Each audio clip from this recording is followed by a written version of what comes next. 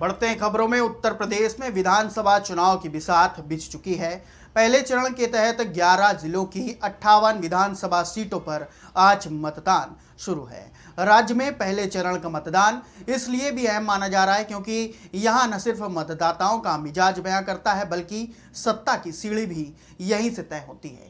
इसी क्रम से हमारे संवाददाता बुलंदशहर से अनिल मीणा हमारे साथ जुड़े हुए हैं, जो कि पल पल की अपडेट भी दे रहे हैं। वे बता रहे हैं कि 11 बजे तक के आंकड़े और 12 बजे आंकड़ों में कितना फर्क था। अब आगे के आंकड़ों के बारे में अनिल मीणा का रुख कर लेते हैं, जो कि बुलंदशहर से हमारे साथ जुड़े हुए हैं और वे जनता का हाल भी बयां करेंगे।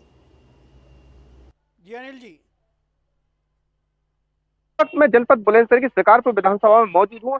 जहां अगर हम बात करें आंकड़ों की, तो अगर अगर एक बजे के जो आंकड़ों की बात करें तो जनपद बुलंदशहर में 37% मतदान हो चुका है।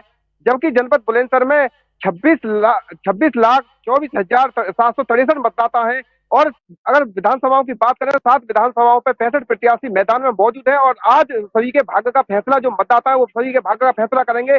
और उनके जो ईवीएम मशीन में उनका भाग्य बंद हो जाएगा। और 10 जो आने वाली 10 मार्च है उसको उनके भाग्य का फैसला होगा। आखिरकार जनपद बुलंदशहर की जनता ने किसको, बुलंदशहर की हर विधानसभा पे किसको सिकंदर बनाया। देखिए, अगर हम बात करें यहाँ लोगों की, तो लोगों की देखिए हमारे साथ काफी लोग यहाँ युवा मौजूद हैं, उनसे हम बात करते हैं। क्या नाम है तुम्हारा? अच्छा, जो आपने जो मतदान किया है, किन मुद्दों को लेकर आपने मतदान किया है?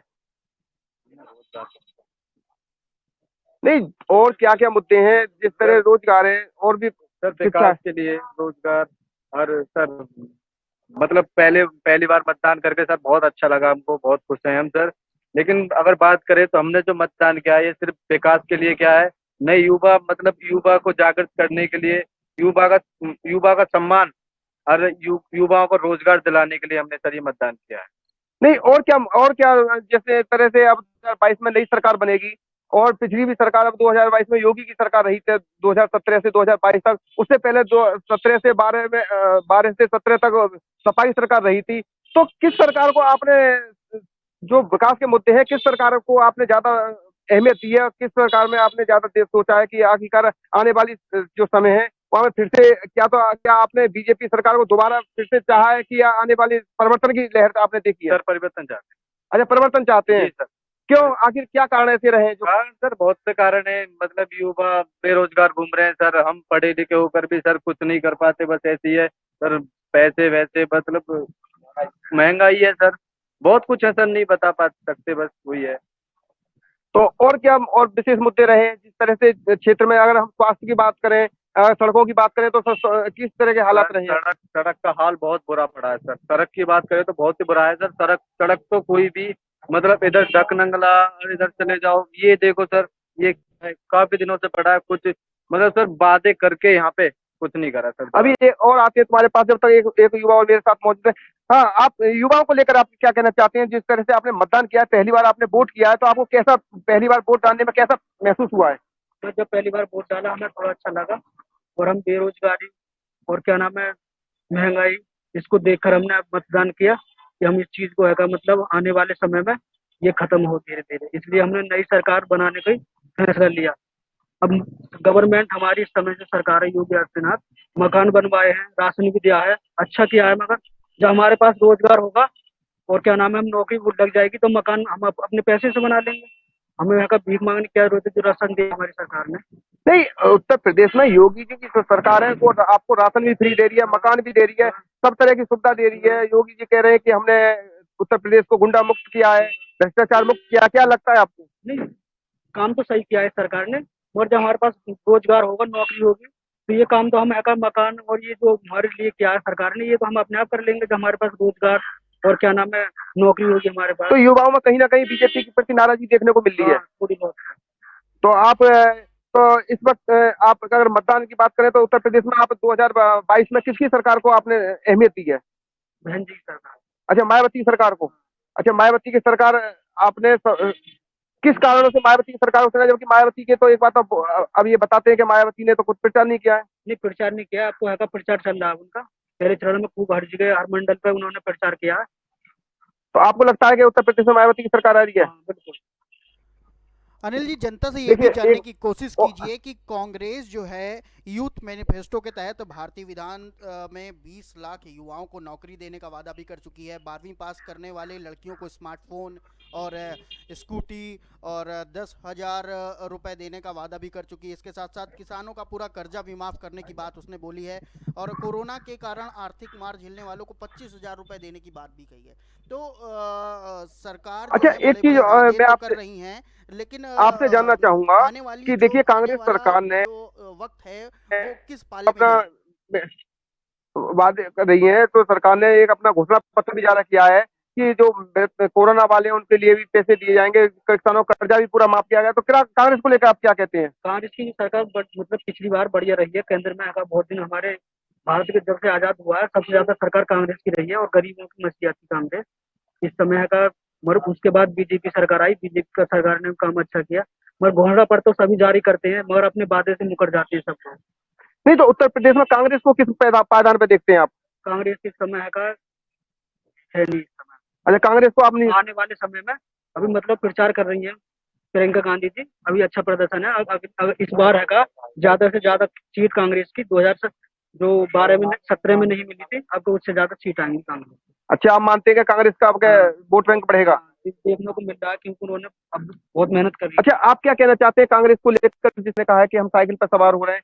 क्या साइकिल को ही आपने क्यों माना, जबकि कांग्रेस ने तो किसानों के कर्ज को भी माफ करने की बात कही है, जो लड़कियां हैं उनके लिए स्कूटी भी देने की बात की है, और जो जो कोरोना से जो लोग मरे उनके लिए पैसे 25 लाख रुपए की भी बात कर रही है। आखिर फिर आपने साइकिल पे सवार क्यों हुए आप?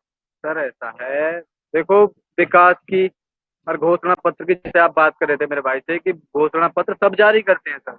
अब पिछली सरकार ने भी बहुत बहुत वादे किए, मानते हैं हम इस बात को, लेकिन हम तो सब मानते हैं वो जो घोषणा पत्र या जो भी वादा किया उस पर अमल हो। मान लो, मैं ज्यादा दूर नहीं जाऊंगा, माननीय प्रधानमंत्री जी हमारे मोदी जी, उन्होंने 15 लाख का वादा किया था, उन्होंने कुछ करा? बताओ। वादे तो बहुत करते हैं लेकिन वादा उसे कहते हैं जिसने पूरा कर दिया। अच्छा, जो आपने इस समय चुनाव में जो वोट डाली है कि आने वाले समय में गठबंधन की जो सरकार बनेगी वो आपके विकास करेगी। अगर आपके जिस तरह से आपने जो अपना भरोसा जताया, और अगर भरोसे को अगर नहीं सरकार खरी नहीं उतर पाती है, तो आपको फिर कैसा महसूस होगा? क्या फिर आपने क्या सोचा है आने वाले समय में? आने वाले समय में यही सर कि मतलब युवा की तेजी सरकार चाहिए सर, बस अच्छा, जो युवाओं युवाओं के के लिए हित। काम करे। देखिए, जो अधिकांश जो ये मेरे साथ युवा लोग मौजूद थे, इन लोगों का जो कहना है, सबसे ज्यादा यही कहना है कि जो सरकारें आई थी वादे तो बहुत किए, लेकिन किसी भी सरकार ने वादे पूर्ण नहीं किए। देखिए, मेरे साथ एक बुजुर्ग मौजूद है, हम उन ताऊ जी से भी बात करते हैं। ताऊ जी, आपने अभी मतदान किया है, तो आपके क्या मुद्दे रहे हैं? आपने क्या मुद्दे सोच के मतदान किया है, और कैसी सरकार 2022 में बनाने जा रहे हैं आप? मुद्दा सोच के ये करा है मतदान, जो भी वोट करा है हमने, कि हम सुरक्षित रहें, हमें कोई परेशानी नहीं है, और ऐसी सरकार हम चाहते हैं। पहले हम अपने जंगलों में जहाँ भी रहते थे, तो एक आदमी रात को जागे, फिर दूसरों जागे को सो जावे। अब क्या ऐसा कुछ नहीं रहा, हम सही रहे। तो 2022 में क्या देख रहे हैं आप? यानी 2022 में किसकी सरकार बनने जा रही है उत्तर प्रदेश में? जिस तरह से लोगों का कहना है, और नेताओं के भी अपने अपने अलग अलग लोगों को लुभाने के लिए अलग अलग वादे कर रहे हैं, घोषणा पत्र भी जारी कर रहे हैं लोग। अभी अखिलेश जी ने भी ये घोषणा पत्र जारी किया है कि किसानों के लिए डाई भी मुफ्त दिया देंगे, बिजली भी मुफ्त देंगे। उधर योगी जी ने भी घोषणा पत्र जारी कर दिया है कि हम किसानों की बिजली मुफ्त करेंगे, किसानों के लिए और भी सुविधा दी जाएंगी। तो आप किस सरकार को सबसे अच्छा मानते हैं कि आने? अनिल जी, सबसे बड़ी बात यह है कि सिंचाई के लिए मुफ्त बिजली 2,000 करोड़ रुपए सपा ने वादा किया है। 4,500 करोड़ रुपए किसानों के ऊपर खर्च किए जाएंगे। किसान कितना खुश है इससे? अच्छा, आप जो अखिलेश जी ने वादा किया है कि सिंचाई के लिए सबसे ज्यादा किसान के लिए बिजली की आवश्यकता होती है, और लगातार किसानों को कहीं ना कहीं बिजली की समस्या का सामना करना पड़ता है। अखिलेश सरकार ने जो घोषणा पत्र में अपने में कहा है कि हम किसानों को बिजली मुफ्त देंगे, तो उसको आप कहाँ तक सही मानते हैं? अखिलेश सरकार में 3-3 दिन जंगल में ट्यूबवेल पे सो के आदमी अपने घर लौट आवे हो, और पानी नहीं मिलता था। और अब रात को जाता नहीं है, दिन दिन में ही पानी लगा रहा आदमी। कोई परेशानी नहीं है किसी तरह की भी, किसी तरह की परेशानी नहीं है। तो ये जो गठबंधन सरकार ने, अखिलेश यादव ने जो घोषणा पत्र किया, आप उसको झूठा मानते हैं? तो है ही, उन्हें तो अंधेरों चाहिए, उन्हें जीते की जरूरत का है? उन्हें जीते की जरूरत नहीं, उन्हें अंधेरे की जरूरत है। इस सरकार को जीते की जरूरत है। तो आप आने वाले समय में 2022 में फिर से योगी सरकार को मानते हैं? हाँ जी। देखिए, एक युवा मेरे साथ भाई मौजूद है, हम उनसे भी बात करते हैं। अभी भाई दौड़ के आए सड़क पर, और उनसे बात करते हैं कि उन्होंने मतदान भी किया है। तो आपने मतदान जो किया है, क्या सोच के मतदान किया? क्या मुद्दे हैं, जैसे युवाओं के लिए क्या मुद्दे हैं? बेरोजगारी है, शिक्षा है, क्या है मुद्दे, क्या सोच के? हम तो अखिलेश को देंगे। क्यों, क्या कारण है इसका? इस सरकार ने हमें तो ना तो बेरोजगार बहुत दे दिया है हमें तो, इसलिए हम 5 साल से ट्राई कर रहे हैं, हम तैयारी कर रहे हैं, हम खूब दौड़ रहे हैं, हम आर्मी की तैयारी कर रहे हैं, मगर हमारे वैकेंसी नहीं निकल रही। वैकेंसी निकले जब हम तैयारी करें, बताओ तैयारी कहाँ से करें? बताओ, वैकेंसी नहीं है हमारी, बिल्कुल बेरोजगार बहुत होगी। नहीं, अगर एक बात सही है, अब कांग्रेस को ही आपने, अखिलेश को ही क्यों चुना? कांग्रेस को क्यों नहीं चुना? कांग्रेस ने तो युवाओं के लिए नौकरी की भी बात करी है, तो ये बेटियों के लिए तो स्कूटी की भी बात कर रही है वो, और किसानों के सब कर्जे माफ की बात कर रही है। सब झूठ है, सब झूठ है। तो आपको लगता है कि उत्तर प्रदेश में 2022 में गठबंधन सरकार बनने जा रही है? गठबंधन सरकार ही बनेगी बात। अच्छा, आप क्या कहना चाहते हैं? RLD आनी है अब, आपको लगता है? पक्का लग रहा आपके? जयंत चौधरी जिंदाबाद।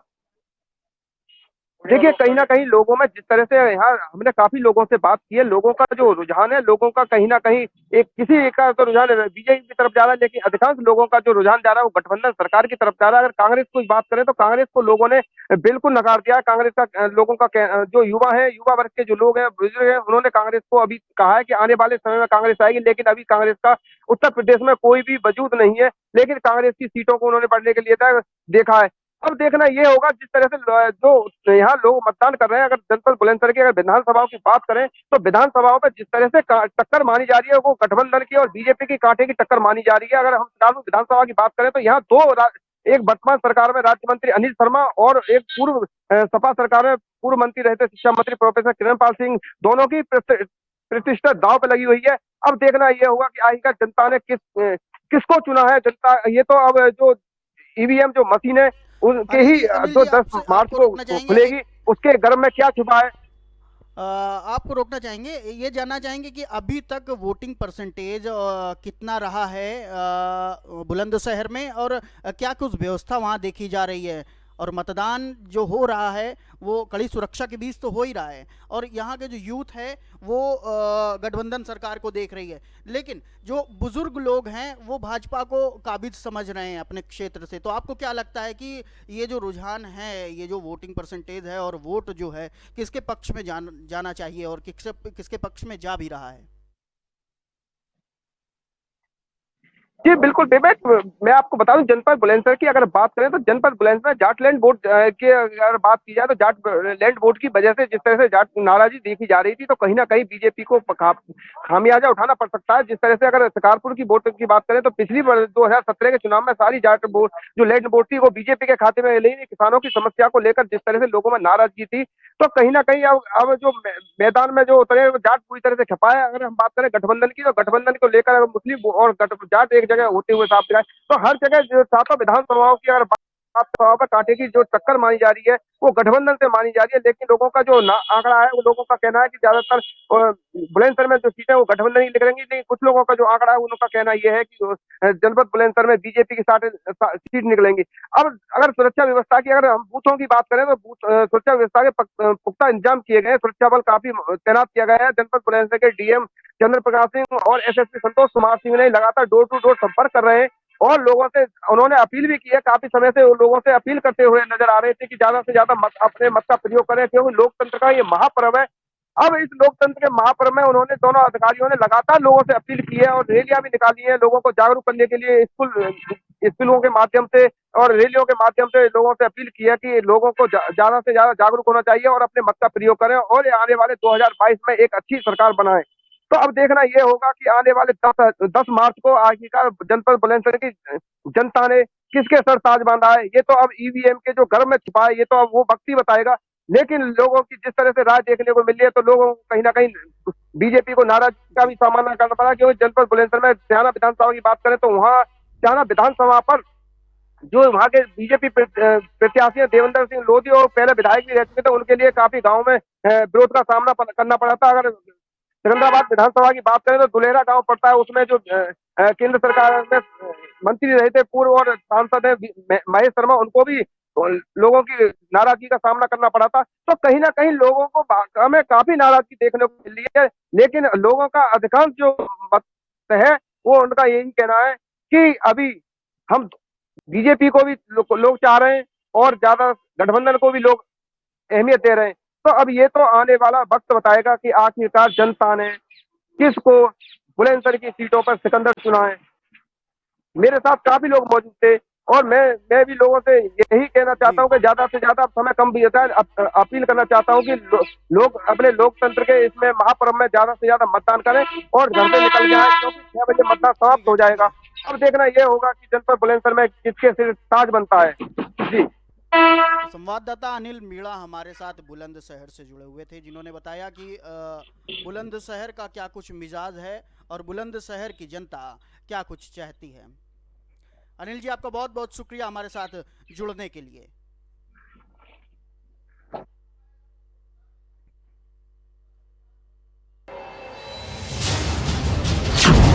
राजनीति से काम तक,